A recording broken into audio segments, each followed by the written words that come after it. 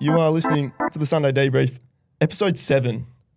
Rugsy, this is no normal episode of the Sunday Debrief, is it? I don't think any episode's a normal episode. Well, no, you're not wrong. But this one in particular just holds a little bit of extra uncertainty to it, but mostly excitement, mate. We've got a very special someone here, someone who's very well known in Perth and now all around the world, I reckon. Big Cooper Connolly, how are you, mate? Boys, good. I'm excited. I'm excited for what this has for us. The Prince of Perth, more commonly known as these days. Obviously, you've been on the big stage now, mate. You know, played in front of big crowds. As I found out the other day on the when we were filming, you know, little promo. Apparently, it was like 50,000 people. It's a decent level. Yeah, there was a few people there. It was just at a local ground, enjoying the local sun, and happened to be 54,000 people there. But yeah, it was very enjoyable. But when you look at the list of things that you've done in your life, where does sitting on the Sunday Debrief rank so far? I reckon it's a number one. I'm going to go with number one. Number one or number two? Yeah, great. So anyway, obviously this episode a little bit different to normal. You know, we've been pushing for people to send in plenty of questions centered around the man himself, sitting right in between us. But if you're new here, obviously we have a standard kind of run sheet. You know, plenty happens during the week. We go through a bit of that. Then there's for the people by the people, the Sunday Debrief. So then we, you know, delve into the audience questions. We take on the audience stories, what's been happening to them. Then we get on to our voice messages, which has got a couple great ones for you. And then one of our favourite segments, the quick fire questions at the end. So look, Rugsy, straight into it, mate. Just a little bit about us before we get onto the man ourselves. And as usual, just felt the love. So, you know, this one's actually directed at both of us, not just me this time. So I'm glad we're feeling a bit of the wrath from the people. So just a standard TikTok video, and a user by the name of Venom, I'm guessing that's not his or her first name in real life, Venom. said, "Yes, boys, another 2 straight white guys podcast, just what we needed." It's the way to assume our sexuality, for starters, just not on like a simple question was there, and our ethnicity as well. Like who's he to say that what we identify by? Yeah, I mean, exactly. I just struggle to see the relevance of you know, the quality of the podcast in relevance to race, gender, and sexual orientation. Yep. But look, you know what, Venom? We'll take the comment, Venom. Thanks, mate. And finally, if you missed the last episode, we discovered that we are not the only Sunday Debrief around. There are 2 American ladies who have decided to start their own podcast, which happens to be called the Sunday Debrief. And we finally heard back. We heard back from them. And they are well and compromised to take the nice, friendly route with us and, you know, combine the Sunday Debriefs together. Yeah. And I think we'll get something sorted very shortly. Without revealing too much, I think that collab, which we so kindly offered, could be on the cards. Yeah. So 100%. watch this space. But anyway, mate, we're not here for us today. Not that we ever are, because it is by the people for the people. But today, the people is right here in our midst. So we went, all right, ladies and gentlemen, get your questions in for the man himself, Cooper Connolly, sitting right next to us. And what do you got for me? I'm sure you're pretty keen to hear some of these. We'll kick off with Caleb Gray, who's we often see his name pop up, and he loves his whiskey. And he's just asking you, what's your favourite day to drink whiskey? Unfortunately, I'm not a big whiskey drinker. I'm normally pretty stock standard, have a beer or 2 or some spirits. But yeah, unfortunately, I'm not a whiskey man, so I might have to invest in that. But that's not my option at the moment. Yeah, Caleb usually he likes to do it on a specific weekday. No time for whiskey on the weekends, just weekdays. So yeah, so he's got whiskey Tuesdays, he's got whiskey Fridays. He's just an alcoholic. So onto this side, Sandy.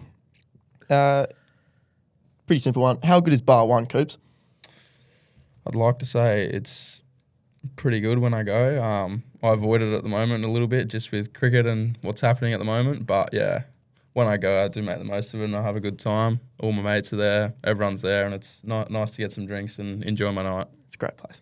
Fantastic. And obviously, good win a couple of days ago. Got off to a good start, the old Scorchers, and absolutely rolled those Stars. How good. Took a pole. Yeah. Nice catch.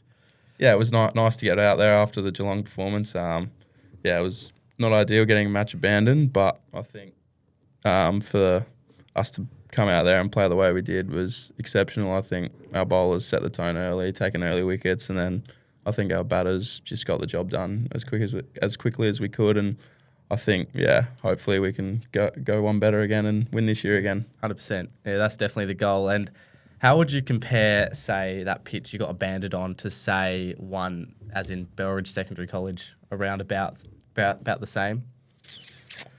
Yeah, look, it's wasn't ideal, but I think, yeah, it's tough. They've had a lot of rain in Melbourne, but I'd probably compare it to the Belridge Secondary College. I thought it was a pretty good representation. So if you can hit a ton on that, mate, I'm sure you can hit a ton on any ground. And Egan Brooks predicted a couple of days ago that you would make 50 on the MCG. You got quite close. You were clocking up a few balls, 20 off 9, I think it was. Probably could have got there a bit quicker. But, yeah, seemed to hit him all right.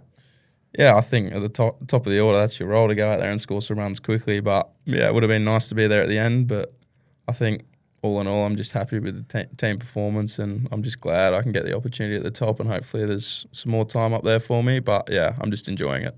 Yeah, team man making the big bucks, mate. And speaking of money and banking, who's the better banker, Chris Roberts or Nick Hobson from Yubsy? I'm going to have to go with Nick Hobson. He's got the experience on him and stiff on Chris Roberts, but sorry, Chris. Yeah, Hobbo's got a bit more experience on you. Yeah. This seems to be a personal one, mate. He says, Coops, ex-form teacher from BSC, Burridge, Mr. Silver. He just says, I just want a shout out. Mr. Silver, you are a legend, and I'll always remember you no matter what. So there you go, Mr. Silver. There's your shout out. And less from kind words on this one. Isaac Bradford never shies away from expressing his opinion. And he said, does Cooper think he's actually good at cricket? Isaac has some very strange questions and straightforward questions. I think that's a really tough question to answer. I think if you ask a lot of people around the world, they'll be like, not really. Some other people might say he's okay, but that's such a tough question to answer, Isaac. And I knew you'd give me a tough question, and there it is. Well, I mean, return the favour. I mean, does Isaac really think he's a good footballer? Does Isaac really think he's a good basketballer? I tell you what, I can't hear the end of his football stories when he gets man of the match and how he's going. He just thinks he's the best player. But nah, love Isaac. I always hear a lot about him playing some good footy and getting man of the match. So I think, yeah, fair play for him coming at me hard. We've got some more absolutely stunning questions here. This one's from Daniel Gibbs. Gibbo, most famous person in your contacts? Most famous person in my contacts? I'm going to have to go with recent success, and that's probably Mitch Marsh, the Bison.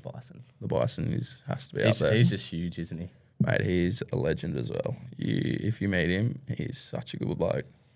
Comes across as like the ultimate team man. Yeah, he can't do no wrong. If you're around him, you're always having a laugh, having a joke, or whether you're playing cricket, it's always, no matter what, it's just fun. It's fun to be around. It's fun to embrace, and he's just a good person to have around the group. Like, as a young bloke, so like you coming to the team kind of a couple of years ago, coming to the setup, like I imagine he would be a bloke who would just like take on a new player and just like take him under his wing and just make sure he feels comfortable. Yeah, so he was pretty good at that. I think the one that was good for taking me under their wing is Sean Marsh, so his brother. He's also in my contacts if you guys wanted to know, but. Yeah, I think both of them were very good at taking people under their wing and sort of embracing you and just making you enjoy your time. And that's what young guys need. They need people that are older to help them embrace, I guess, the group and what the group's done in the last, 10 years. Like, they've been in it for that whole long, and they're letting us join the group and embrace it and get used to it and get comfortable with it. So, yeah, Mitch is a legend for it, and so is Sean. Love to hear it. Good family all around. Great family. Love it.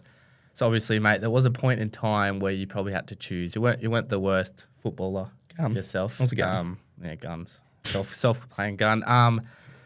And so you had to choose at one point. And speaking of footy, Ethan Horsley has said, "Why does Harley Reid look like you?" Has anyone ever seen Cooper Connolly and Harley Reid in the same room? Funny enough, he's actually a really nice guy. I've sent him a message when he got picked and said, "Well done, mate. In your contacts as Congratulations." No, he's not in my contacts, but maybe soon. But yeah, I sent him a message and said, "Well done, mate." And yeah, I don't know. We just both see when someone sees a good hairstyle, they seem to go with it. We both seen a good hairstyle and go with it.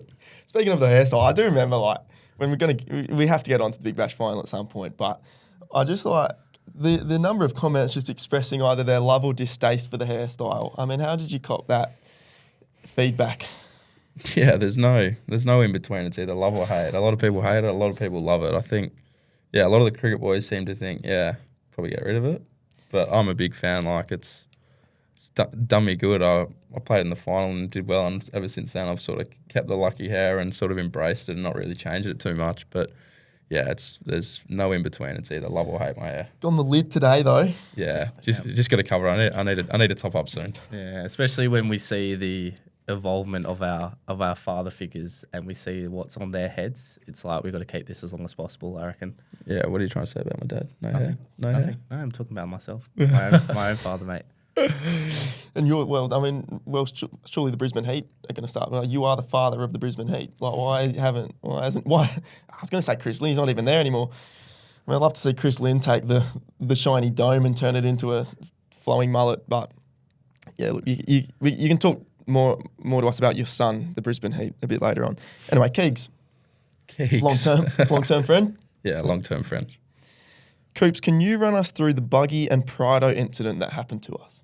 The Buggy and Prado incident. So I think we were year 12 and it was school holidays, and there's a couple of us went up to Two Rocks for a little camp and a little like night up there, and yeah, just went for a little 4B and was having a bit of fun, like just driving up the dunes and stuff with a few people, and then came to the point where I was going up a hill, and over the hill I just see this buggy flying, and it's like mid-air, like it was in slow-mo for me, like felt like I was getting stared at by the buggy, not the people. Like they were just staring at me and going, "Oh no, what's going to happen here?" And they just came over the hill, landed, tried to brake, like bounced because it was a buggy, and then just bounced into the front of my car. So my bull bar went all the way back to my tyre. I drove back from Two Rocks, and like every now and then it would like click because my tyre would hit my bull bar.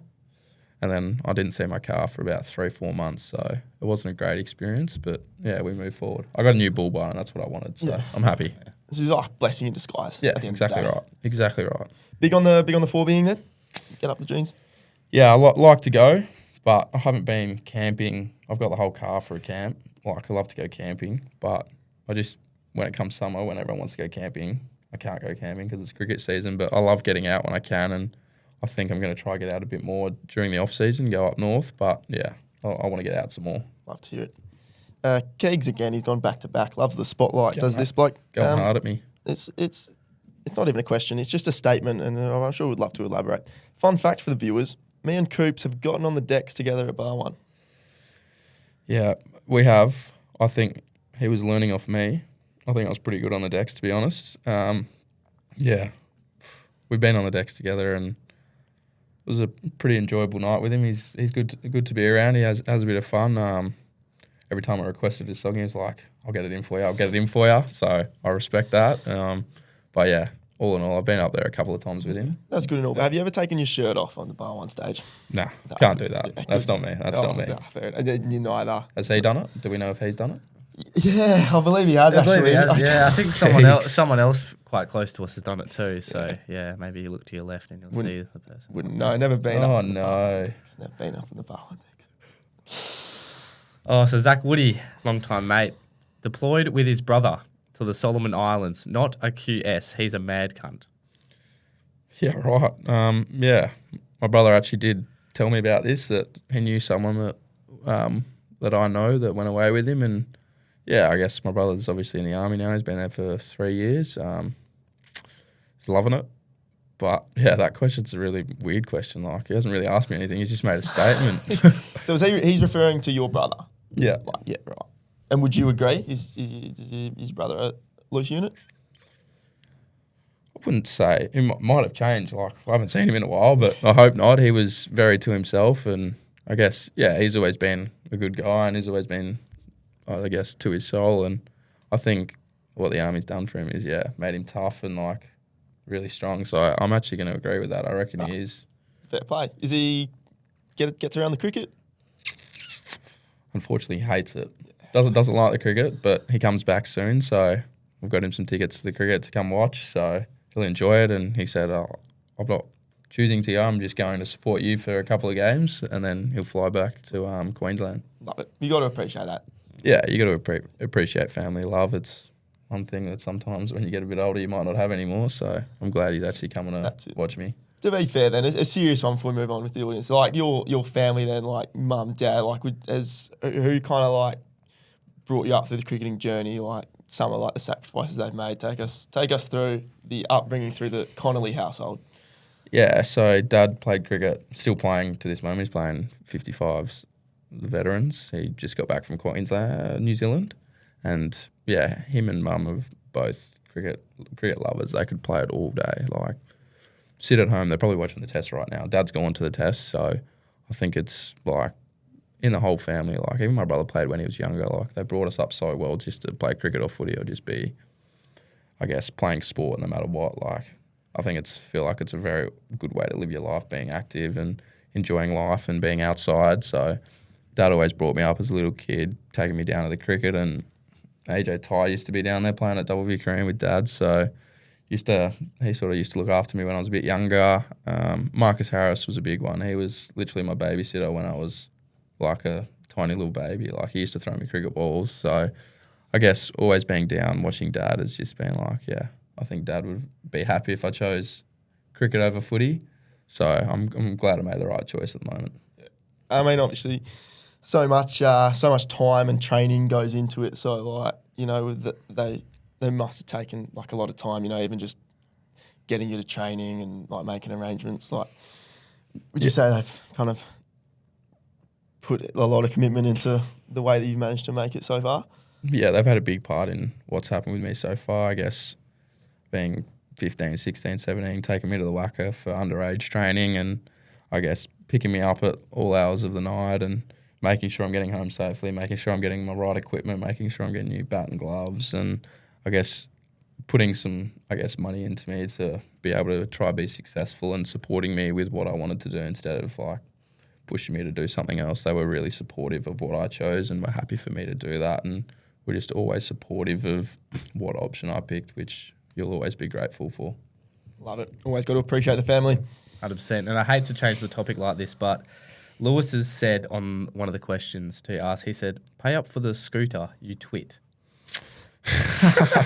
Gonna need some explanation on this. Yeah, so at the WACA we have to park at Gloucester Park, and it's like a 10-minute walk because we got to walk around the gates and stuff. And Lewis, obviously, know him. I've known him for a while now, and I was sort of looking around for a little electric scooter and messaged him. I was like, mate, do you have an electric scooter by any chance? And he was like, yeah. And I was like, do you use it? And he was like, no. I was like, mate, can I just use it for a little bit while I've got to get across from Gloucester Park to the WACA? And he was like, yeah, mate.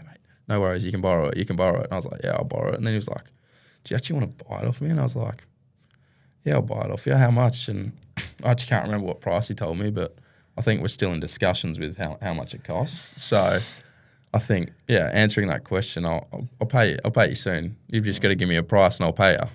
But yeah. So is how you got the scooter, or you got it? I've got it. It's in my ass. But then still negotiating on the price. Yeah, still negotiating. What's your starting offer? If you give him your offer live on the podcast, $10. Nah, he can send me an offer and we can negotiate from there. But whatever his offer is, I'm more than happy to take. Easy. So Isaac Bradford's popped up again. Oh God, here he is. Said, "What's your favourite bat you've signed, and tell me about it." So the favourite bat I signed is on the day of the BBL final. I went for a coffee with Isaac actually, and we were just there, and he was like, "Mate, I've got my own game today, and like just down at the local park." And he was like, "Can you give me a bat to use just to have a bit of a muck around with?" And it was one of my old bats, don't use anymore. And I said, "Yeah, I can find you one." And so I brought it with me to coffee. It was in the car. Like, we got coffee, had a chat.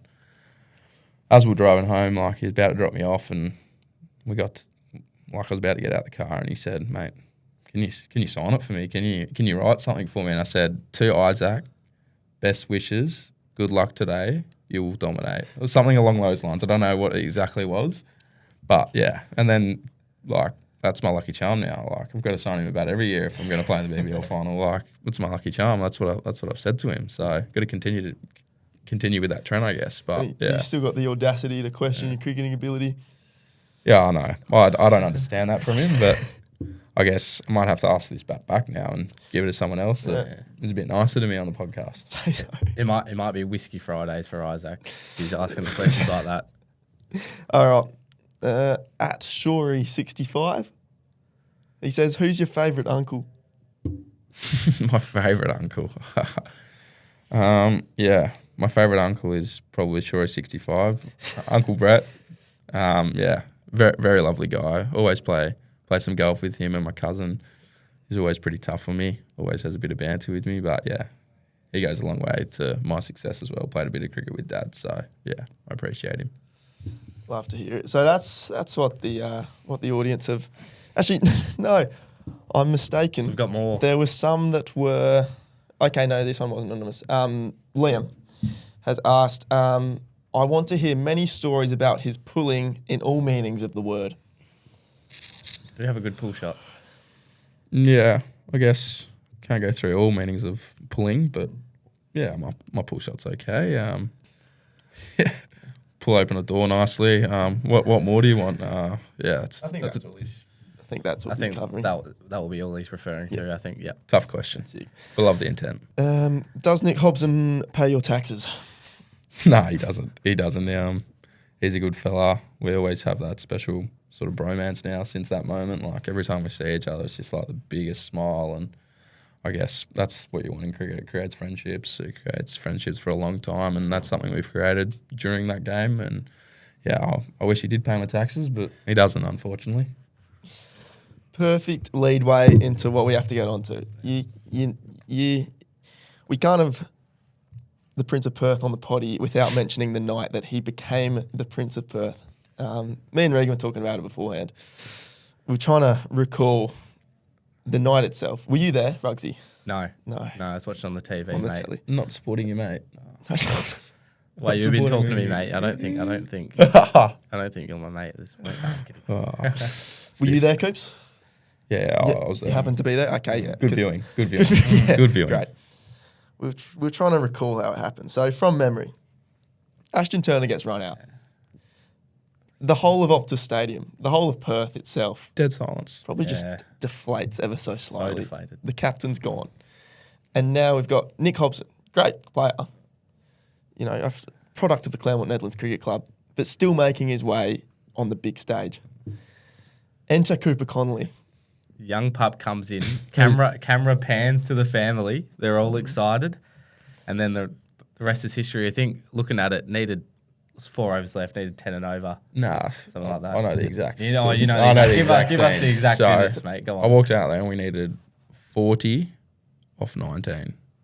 So I got a single first ball, and then we needed 39 off 18. Got a single, and then we needed 38 off 3 overs. So like 12, 13 and over. So I remember it very clearly. Yeah, sorry. Well, I had, I guess, front row seats to Yeah, it. So. yeah. He were just a fill-in. We'll get to it. So Stiff. Take us through from, well, obviously remember that night very well, and from the first ball when you're out there, what were your thoughts and the chats in the wickets with old Nicky Hobson?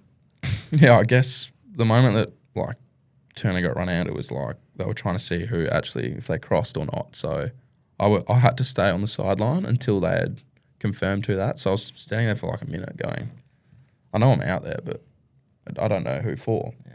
So it's kind of the thing, like you really want to get out there and just forget about it. But I just stood there like thinking about what I've got to do, and like just I felt like I potentially might have been overthinking it. But I guess when we found out Ashton Turner was run out, you just hear the crowd go, oh, and I was like, oh my God.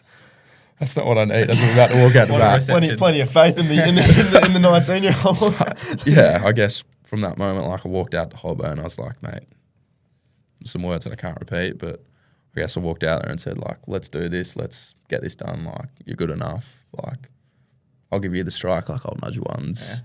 Yeah. Team player. Yeah, exactly right. But yeah, it was just about, I guess, backing ourselves in. Like leading up to that on the Thursday, we had a centre wicket at the Wacker practicing range hitting for like literally that moment. Like it was just so surreal to be out there, and we'd done the work during the week, and it was both of us to go out there and like do what we both did. Like we both hit a couple of boundaries, and I guess helped us get over the line together. I think it was just such, I guess we hadn't played much as well, so it was like the crowd was like, are these blokes gonna get it done or not? Like we may as well, what the Eagles supporters do, like pack up and walk out 3/4 time. Nah. But yeah, it was such a cool experience. I think the first over I was out there was kind of just really embracing the crowd, because I might not experience it ever again. I think I forgot about cricket for like 30 seconds. It was just like looking around and going, this is like packed. Like I'm never gonna see this again. And I think the realization that we could actually win was after that first over, where we needed 20 off 12 after that over. And I think we just said to each other, like, 2 boundaries and we're home, and then run hard. Like that was the key thing for us, and it wasn't about being silly with our running or doing anything like stupid or out of ordinary. It was about hitting the ball hard, and if we get a gap, run 2, and if not, run 1 and let the other player on strike. Like, because we both scored in such different areas of the ground, and it was like we're both left-handers, but so tough to bowl to because we score in different areas of the ground. It was just like the communication we had was very good, but at the same time we couldn't hear each other. Like when we got a couple of boundaries, like the crowd was so loud. Like you hear Collingwood like players talk about their 23rd man, like they were literally our 12th man that game. Like they were so loud for those last 3 overs when we got on a roll, and it was something I'll never forget. They were so loud, and I guess the moment I actually will remember forever is when Hobson hit the winning runs and ran past me, didn't console me first, ran straight to the team, ran straight past me. But like I went to complete the single because I was like, might have to run here, but it went for 4.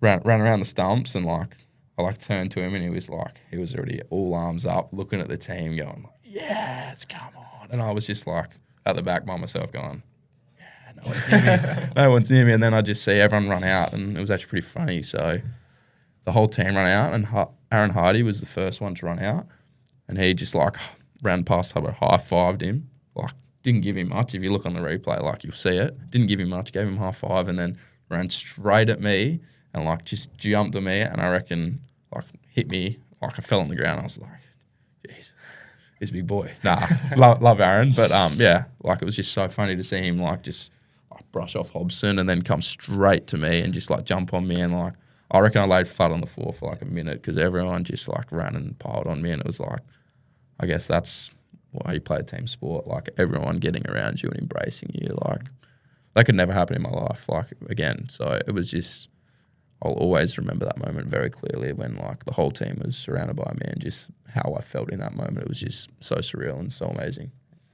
Can you even like put into words how you did feel? Like, oh, it's such a euphoric feeling, but like, did you even have any thoughts going through your mind at this point? Or is just everything happened so quick? I think like during it, like I'm just so pumped. Like I've got nothing to lose. Like I'd only played 3 games up until that point, and that was my 4th, and I had nothing to lose. So that was my mentality. I was just like, nothing to lose. Like if I get out, people are gonna be like, oh, it's not my fault. It's Hobson's fault. He ran out. I should turn out. Nah, just kidding. Yeah, it was just like nothing to lose. Adrenaline like pumping. Like the crowd was like a little bit dim and not so loud. But as soon as we hit a couple of boundaries, it was like, hang on a minute, like we can actually win. And then the crowd slowly built and built and built. And that last over was the loudest I've ever heard the stadium for my 4 games have been there. It was so loud. Like we couldn't actually communicate to each other. Like we were screaming at each other, and we're both going, huh? What do you say, mate? I can't hear. And like we'd have to literally like talk to each other's ear because it was that loud. It was so surreal. And yeah, I guess all the adrenaline just kept me up and about, and I was like buzzing. I was like, we're going to win. Do you reckon that like that sense of nothing to lose, like no expectation, did that almost help you? You just walked out so freely. Yeah, I think that's like what happens with like, I guess, people that have not played much or not done a lot. Like it just gives you so much freedom, especially in a cricketing game. Like you just feel like you have so much freedom. Like you're like, wherever he bowls is, I'm just going to trade him for 6. Like, it doesn't matter. But, like, whereas if you've an experienced player and you've, like, kind of trying to get us home and everyone thinks you're going to get us home, like, it's a little bit of, like, fear factor with what you do. So, yeah, I just had so much freedom and I just felt like I'm going to swing this bat as hard as I can and try to hit as many bombs as I can. So, but, yeah, I think the freedom was just something that I've got to sort of keep in the back of my mind if I want to continue to play at higher levels. The rest is history. Sent some bombs. Exactly right. Obviously, on the potty, we're all about the big nights out, the big stories, and I mean I'm sure you've talked through that final on the ground. Like the cricket was going through mine many times, but I mean the Sunday Debrief audience I'm sure would love to hear. I mean so you've won this game. It's probably the second biggest moment of your life behind right now in the Sunday Debrief podcast. Yeah, fair enough. So it's the second biggest moment of your life. That night must have been huge. Take us through from the end of the game, celebrations with the crowds, blah, blah, blah, and then the crowd clears out. What happens from what you are allowed to tell us? What happens from what the people did not get to see? Yeah, so obviously with the grand final win, you have a few drinks with each other, and we sat there and we were at the ground, like all our families came into the change rooms, wished us, like congratulated us and had some good chats. Then we had some food like brought in that really didn't get touched. Like a little bit of drinking was going on. So, but yeah, stayed there at the stadium till about, I guess, 12 o'clock when we got kicked out. Stiff. Optus security. Yeah. We've had enough of you blokes. Kicking us out. Yeah, and then from there on I think we went back to one of the boys' house. Not saying who, but went back to one of the boys' house, stayed up till all hours in the morning.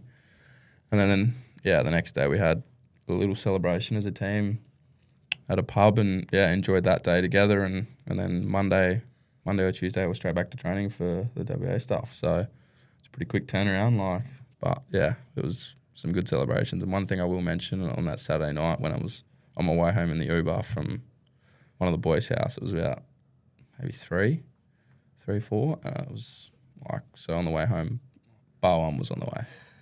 And I had a backpack, my playing gear, my medal, and my champion's hat. And I was sitting there, I was in the Uber and I was like, do I make a detour? But unfortunately I didn't. I kind of wish, because of everything that happened in the moment, like I wish I went there for a little bit. Like it would have been so fun. But yeah, it's an unbelievable night and it's a night I'll never forget. Absolute scene-setting stage, on-field and off-field. And we're going to talk us through, you've obviously played with some good cricketers over the years, some right beside you. Take us through, when you're thinking of people you've played with, who have been the best, teammates that you've played with on and off the field as well? I actually didn't get to play with Sean Marsh, but he was such a good teammate just to be around. Like, always checked in with me, always was keen for a coffee, always just was seeing how my life was going, not cricket, how my life was going. And that's something that cricketers need to find a balance between cricket and balance. So he was very good at that. I think Ashton Turner's been very good for me. Like, he captains the Big Bash and the one-day team, and I think something I aspired to do, to be a captain, and he's always been helping me out with that and just showing me the way he does it. And I guess, he's always been a team man. He's always open to hearing stuff. And I think the good thing about our whole group is we all care about each other and we all care about each other's life outside of cricket. And that's a lifestyle you want to live in. You want to live with people that care about your life, not just how your cricket's going. Like, because some of them have obviously had tough periods and with cricket, like they've had periods where they haven't scored runs or like, and the media goes at them. Like, they just want to come back to WA and be around a group that's going to embrace them and not care about how their cricket's going. Just be a good teammate and be a good mate. Like, that's pretty much like why we have such a good culture. I feel like we embrace each other and we're not just mates when it comes to cricket. We're mates outside of cricket and we see each other and don't say a word about cricket. So that's, yeah. I think another person for me that's been big for me as well is Josh Philippi. I think he plays at my local club with me. He's been a big one for me developing and me growing as a cricketer. He's obviously still pretty young himself, but he's taught me through all these stages. He's helped me out. He's, just, I guess, put me under his wing a little bit and showed me how he sort of done it and how he sort of tried to play at the best level and be successful in the Big Bash and the one-day stuff. So I think, those three stand out pretty regularly for me. Yeah, you can tell the Scorchers and WA and all teams have that community and culture sort of about them that brings them together and makes them play their best cricket from on the field and off the field stuff. So was there a moment, mate, when you were growing up where you thought, this is it for me, I can make a real shot at this cricket thing and do it full time? Belridge Nets, Regan spear bowling right arm offies was making me look, I guess, like I couldn't play the sport. And then next session I came back and had a bit of fun and hit a couple of bombs off here. But Him into the basketball courts. yeah, that was probably the moment I sort of flicked the switch and said, this is it. Yeah. I can get a hold of Regan here. Yeah. So, nah.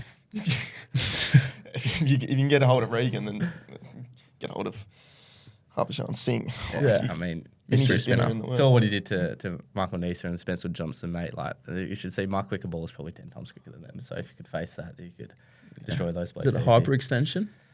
We don't talk about the front arm or the back arm, mate. It's Hyper extension. It's all very legal in the ICC ruler. So Exactly right. We'll And continue on that. is it? I mean, can you two like just take us through some of your best statistics ever? I mean, like Regan, what's your best bowling figures?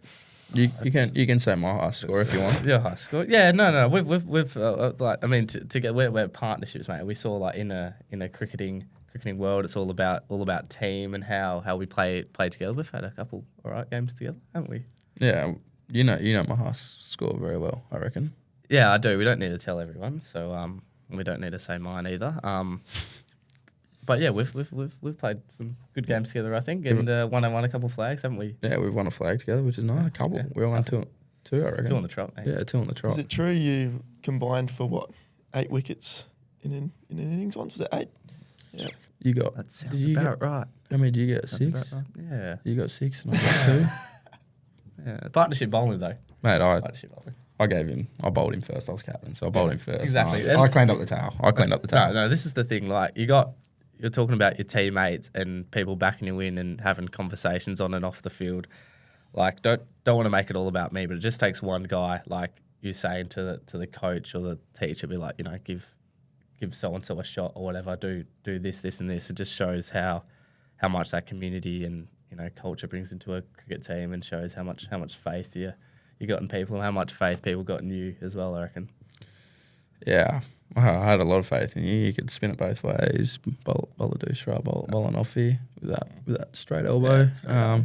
But yeah, I think it's a big thing. Like I've learnt growing up, just being able to, I guess, back other people no matter the situation. And I felt like that's something I've been good at, and I'm always happy to give, I guess, people opportunity and a chance to prove themselves instead of going like, I don't think you're any good. Like, I'm not going to give you a chance. Like, you've got to give people the chance to prove themselves and show what they've got. So yeah, that's my mantra. Yeah, was there a moment like that for you who you think someone gave you said, Coop, we're going to back you here, and the rest is history, sort of thing?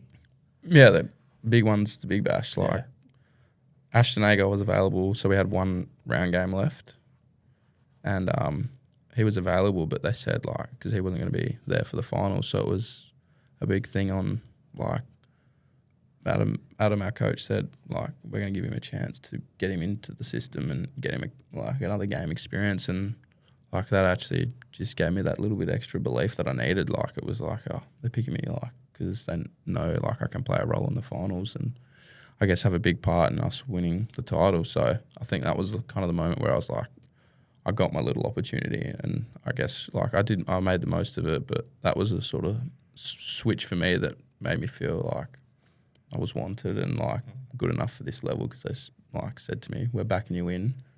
This is your role. You own your role, and you like just play your game, and you'll, I guess, be able to handle that role better than anyone. So yeah, that was probably the turning point for me. Yeah. Fantastic. And it all stemmed from what? Under 13s, Belridge school cricket with the great Regan Spear. So Exactly right. in summary, you owe your whole cricketing career to Regan Spear. He'll take that. Yeah, I'll take that. I mean, yeah. I mean, the moral of this podcast was you trying to help me with everything that's going on. No, I'm kidding. But obviously putting you in the spotlight here, and you've done so much for obviously Burridge and how the whole of WA and the world. So you're going to keep cracking on, and you'll do all of us proud, mate. Thanks, Regs. Appreciate it a lot. It's all good. It was a bit of a moment we had there. Yeah, it was. I felt really present in that moment. So did I. Yeah, I felt very emotionally yeah. connected. Yeah. That was nice, Regs. Sensing a real energy in this room right now. Anyway, to kick this energy going, another really, proud member of the community, someone that makes WA really, admirable, is a bloke called by the name of Big Mont. So Big Mont. I don't know if you listened to the last episode, Coops, but Big Mont sent through a little story where he ended up in Northbridge jail because he got kicked out of the Hillary's area, then had to find his ID and his phone, so went back in, so he broke his bail conditions, ended up in a Northbridge cell for 13 hours. Now, we wanted a bit more clarity on the aftermath of this. This is Big Mont's update. Feel free to offer any insight as it comes if you can. So, Big Mont, starting off here, would like to beat the gay rumours that have been spreading. I did not hook up with a guy, nor have I ever. Following up on the jail story, I have court on the 11th of December, facing 2 charges. Re-entering a licensed premises without permission, which is a $200 fine, and escaping lawful custody, which will be a bigger fine still to be decided. The reason I went back to Hillary's after I got locked up was because I had no phone or bank card to get home, so my only way home was hoping my mates were still there. The Northbridge jail was a jail only for people who broke bail and was pretty fucked, but they gave me a meat pie for lunch, so not all bad. All in all, pretty fucked, but at least no time in prison, only fines, and got one hell of a story. Yeah, it's not the worst outcome in the world. I mean, got it shared on the Sunday debrief, and he's living here to tell the story. So he's done well there, Big Mont. Good to see him staying out of trouble this time. And it's great that they gave him a meat pie. And it's good to see he's looking at the positives. Because realistically, it's not an ideal situation, but get a Mrs. Max and you keep trotting. So Meat pie. Great result.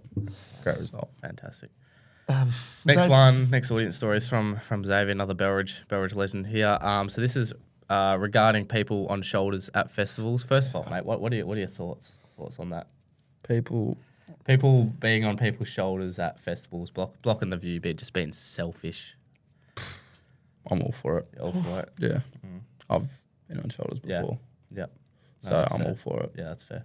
But I'm happy to hear your opinions on it. I don't. To be fair, the Instagram story that I tagged him in it at Spilt Milk. I was like, what do you think of this? Because he had mentioned it.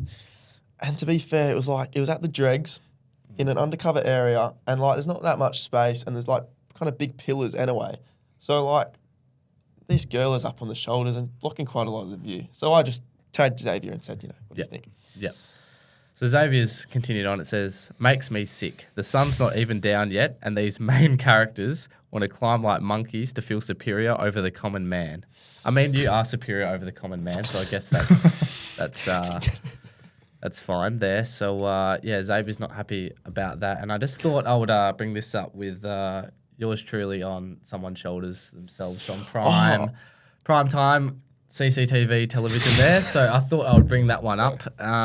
We can show that, a bit of a stitch up there, but I thought I would finally get back and swing some of the momentum your way, so it's a little bit off me, get my stress off my shoulders a little bit, and I mean, I'm not totally against it, but I think, Xavier's put it on here, the common man. I mean, you've built yourself up to be a bit more than the common man, so definitely not Coops level yet, but for minuscules and minnows like me, mate, it's hard, especially when you're not blessed with the old height genetics, and you're sitting there at 5'5" and just not much is going on except the back of people's heads. Look, on reflection, now that you've brought this to light, I can understand that there's a sense of hypocrisy in this situation. Considering, yes, I tagged Xavier asking what he thought of it, and then I literally put on my own story, me on someone's shoulders at a festival. I understand why people could have a bit of a grudge about that. But at the end of the day, I'm only 4'11" as well. So I don't think I was blocking too many people's views. And Lime Cordial were playing. And I think they make some good music. So Yeah. Fair play. That's a justified statement. Yes, it's fine. It's fine. All right, you got the next one, mate. I think this has been, a long time coming here. If we ever get it up and running, but yeah. So kick us off with Anonymous here. So the Guinness World Record for the most pubs visited in a day is 99. One drink per pub, which can just be a small drink. Can Ronan and Regan beat this at the Sunday Debrief's record pub crawl? Good luck. Well, Good luck.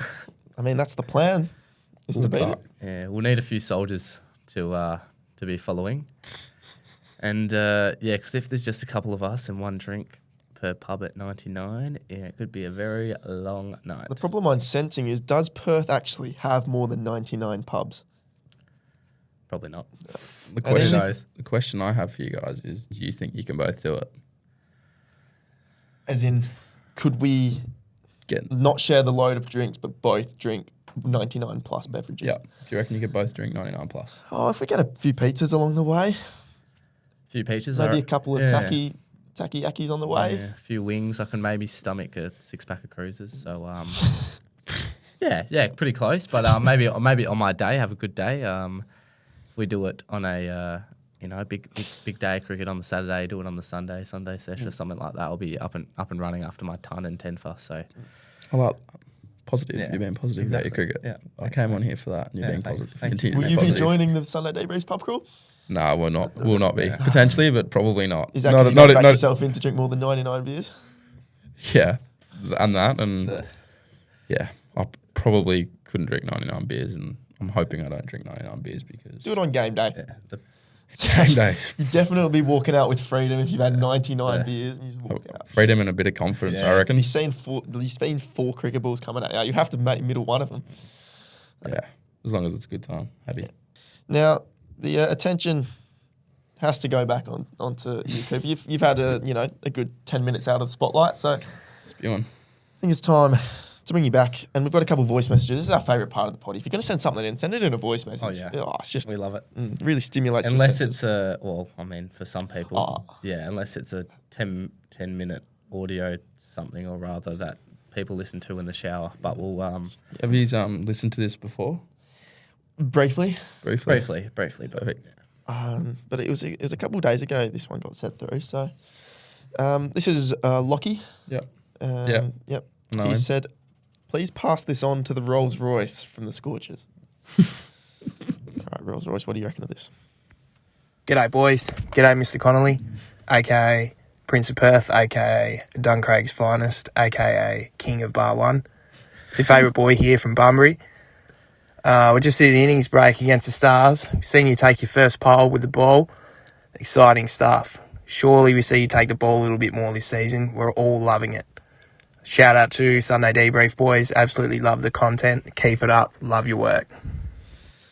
It's probably just Genuine cricket question. Yeah, genuine cricket question, but he's probably going to you guys a bit more there, giving you guys a shout out. But yeah, Appreciate that. I guess I'm hoping for a bit more time with the ball this year. Hopefully, play a few more games, and with a few more games comes, I guess, a bit more time with the ball, and hopefully some more opportunity with the bat as well. So yeah, nice question. yeah, Lockie. you bowled well a couple of days ago and bowled well, and I think the games that you have bowled in, I reckon you've been a bit stiff because I reckon you've bowled like some actual tough overs that have probably only like that over where it's probably a win for the Scorchers if you go for 4 or 5, but then Yeah, a win could go for 10 or Yeah, something. yeah, exactly. Yeah.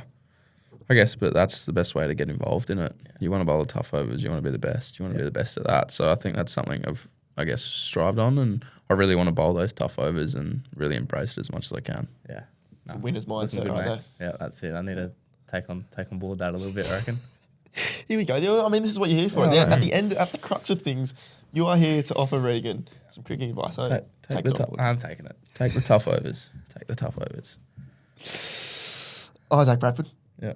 Is this number 3? Like feature number 3? I from think you? so. 3 or 4. Three, He's yeah. probably going to have a crack at me as well. It's up there. Well, we did have a listen to this one this morning. I think you're going to love it. So, openly take the feedback. This one's just a quick one for Cooper. Grow the fuck up! Seriously. You're not that guy. You're not him. I'm sick and tired of Cooper. Connolly. Yuck. Ugh. I'm over it. Feb 4th, 2023 was not that big of a game. Alright? You and I both know, Coops, who had the big game that day. We both know. So, all I'm saying is grow the fuck up, mate. Just shush. You can hear Constructive? you can hear his little Hilux in the back.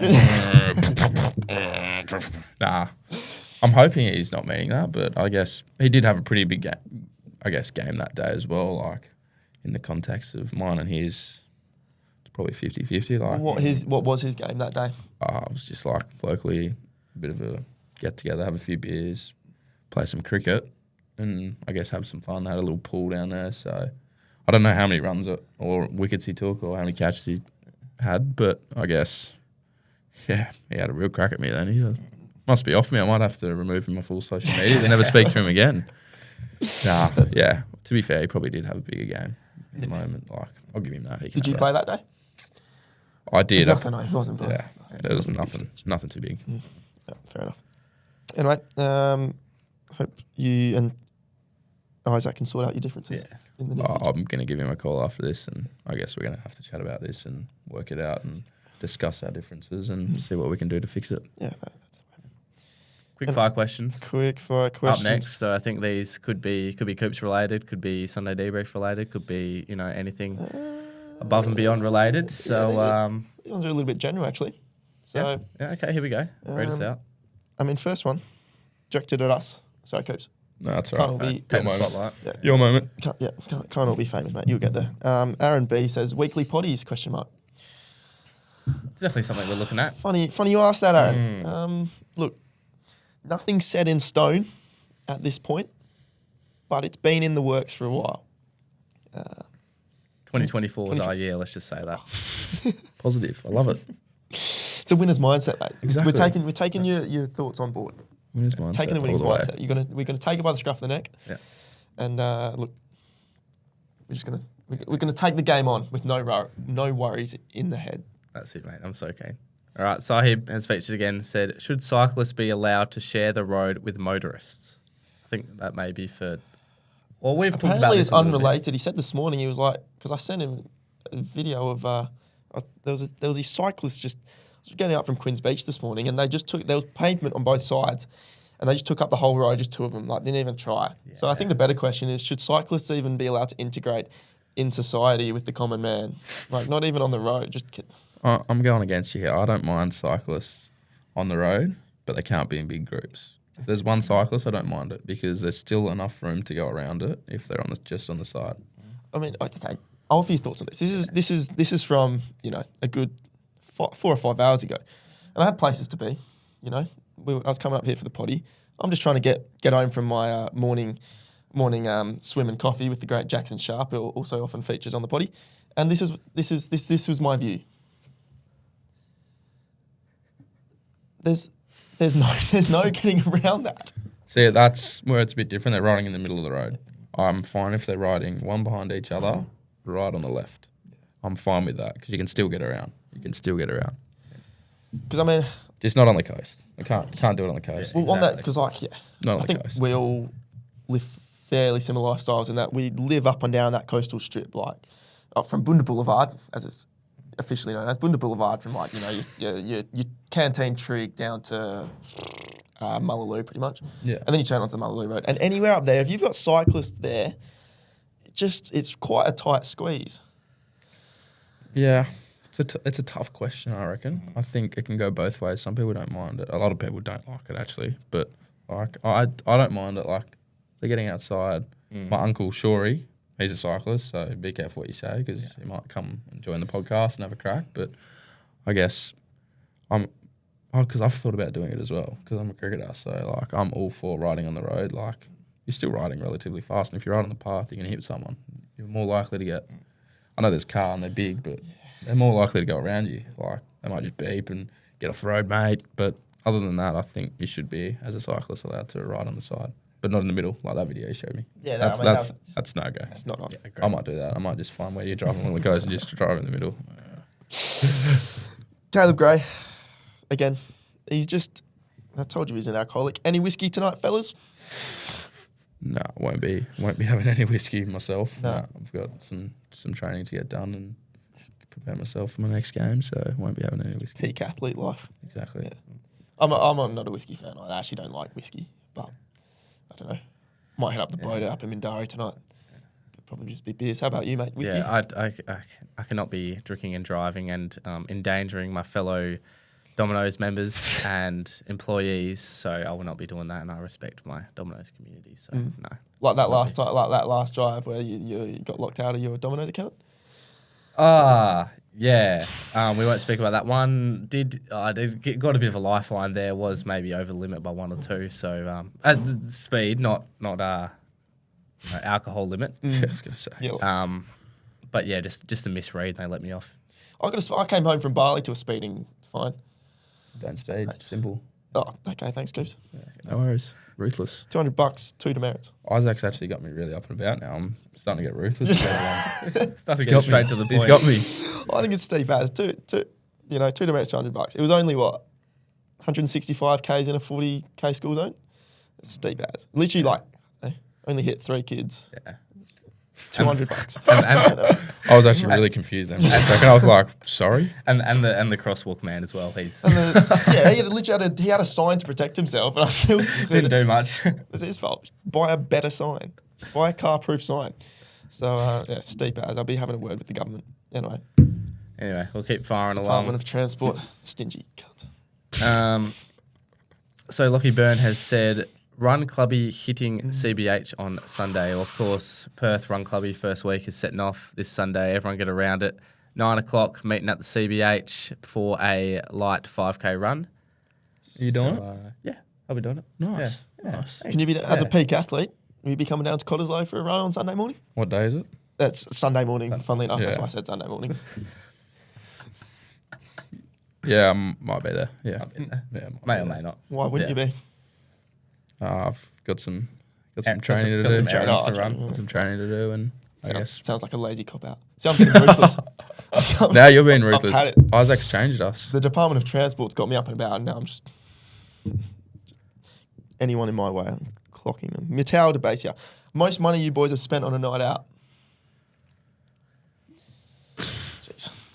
I mean, You shouldn't have to spend anything, mate. Yeah. Hand feed it to you. I have. some of us still have humble common man jobs like delivery driving, so can't spend a lot. But talk us through your most expensive night. My most expensive night. I'm not telling you how much, but it was expensive. Yeah. Well, That it clears things up. it wasn't too bad, but it was. Where at? Can you say where? Would have been Breaky Bar 1, I reckon. Where else? Where else, mate? You don't see me anywhere else. Yourself, Rogs? I don't try and spend too much. The money's limited at the moment. You never go out. I don't. I try and prepare myself, mate, for the weekend. But yeah, it would have been a couple hundred. Yeah. It's pretty much everyone, I reckon. Couple hundred. Yeah. I just don't even check. I'm just scared to check. I just Oh, wait right. till it declines on the Sunday morning. That means I know that I've gone over the spending account. I'd just rather not look. So, and I mean, the ones that you spend the most at is presumably the ones you've bought the most drinks, and presumably the ones you don't remember much. And then you wake up and you go, look, you know what? It doesn't exist if I don't look at it. You're just being a good mate. You're buying drinks for everyone. Well, that's exactly right. You're just you're giving everyone a shout. Yeah. and The money's just a having some number fun. at the end of the day. It's not actually. It doesn't exist. Exactly like the road speeding sign. It's just a number. Yeah. Just a recommendation. Yeah. You can choose what you want to do with those ones. Yeah, I mean, did you know that? Like Professor Road Rules over here, as usually he told me not to speed. But did you know the road rules are just like guidelines? They don't exist if you don't get caught. Yeah. Have you read this somewhere properly, or I think we said it on an episode a few weeks ago, so yeah. it was. So you can do it if you don't get caught. Yeah. But then I did get caught, so Yeah. Because I What's was. the risk you want to take? I drive the speed limit. Yeah. Yeah, of course. It Always. does say that I was reading my little letter I got from the DOT, and the stop it says choose your speed, choose your consequences. Yeah, just a little fine writing where we read all the details because if you're in the right lane of the freeway, it's at least 140 there. Because I can't be going the speed limit and then a 500 kilo ram is just a centimeter away from me. So yeah, not ideal. By the Not way, ideal there. the term at the top there, choose your speed, choose your consequences. Okay, I chose my speed, 165 kilometers an hour in the 40 zone. Choose your consequences. Okay, I choose my consequence to be nothing. That's what it's saying, right? choose your consequence. Okay. That's that's 0 demerits and a bag of Smith chips. It's actually inflation. Smith chips probably cost $57 anyway. So. Yeah. worth it though. Sorry? Worth it. Worth it, yeah. Yeah, chips are worth it. Tell you what, mate, I think that is. We always refresh because obviously but That's at the end of the quick fire might be it questions. of it. But I do have some stuff to bring up since we did. You are now my official mentor and agent in life and in cricket as well. Fitzy asked me last week, it would have been, how I went on the weekend, and I said we'll save it for today. Let's just say had 2 games, one on Saturday, one on Sunday. Had 2 chances to win the game. You had 2 chances yourself to win the game? Myself. Batting or bowling? Batting. Yep. What number were you batting? I was batting 12 and number 11 got seven on Come on, positive. seven ruthless. seven on Saturday. Yep. And 10 on Sunday. And You have to come from somewhere. we did win on Saturday, but just had an opportunity. Hit a nice boundary. Yeah, that's what we're here for. Boundaries. Yep, and they're 2 to win off one over in a bit. And Yeah, just no. played, Where's this going? just I don't even want to. It's on Frogbox. Don't even want to look at the footage, and it's just shocking shot. Leave it at that. And then Sunday is where it got really real. 3 off the last Over. Ball. You were on strike? Yeah, All right, explain me through it. Talk me through it. talk me through it. Well, 5 out on the boundary. They had Mate, don't think about it too much. That's tough. 5 on the boundary, but continue. Okay, so long on, long off, deep cover, third man, cow. So I was thinking, okay, probably got to try and hit a boundary here. Not really going to get a 3, more than likely. What ground were you playing at? McDonald, Whitford's. Stiff. You're probably not getting a 3 there. was thinking, okay, this bloke's bowling quite reasonably slow, getting a bit of bounce, and you're getting up my footage right now, which we will not show. Try to step across my stumps and hit it over the man at square leg, and I've just missed it. Stumps everywhere? Hit me in the thigh pad. Run the quick single, lost by 2. Rest is history. Mate, I think it's tough. You're number 10, obviously don't might not see much in you, batting, but you've just got to think about the positive. You think about... He took 3 for 19, by the way. He's Mate, failed to mention that. He exactly. played his role as a bowler. You still had a decent day. You played your role with the ball. Was it T20? Yeah. Played your role. You've gone at 5 and over. You've played your role. And the batters haven't got it done. They've made it a tough job for you to pretty much win the game off your own stick. But I think you've just got to keep taking the positive route and you'll be fine. You're good enough. You just got to take the positive route. Thanks, mate. It's inspirational. And look, what better than to watch it happen?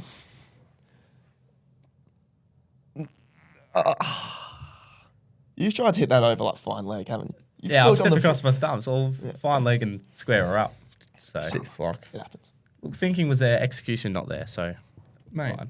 you went with your first thought. You backed yourself. That's all that matters. You just mis-executed it. You can go during the week and you can practice it and get better at it. If you keep doing that, you'll be able to execute it more and more. Thanks, mate. No worries. My heart beats true for you.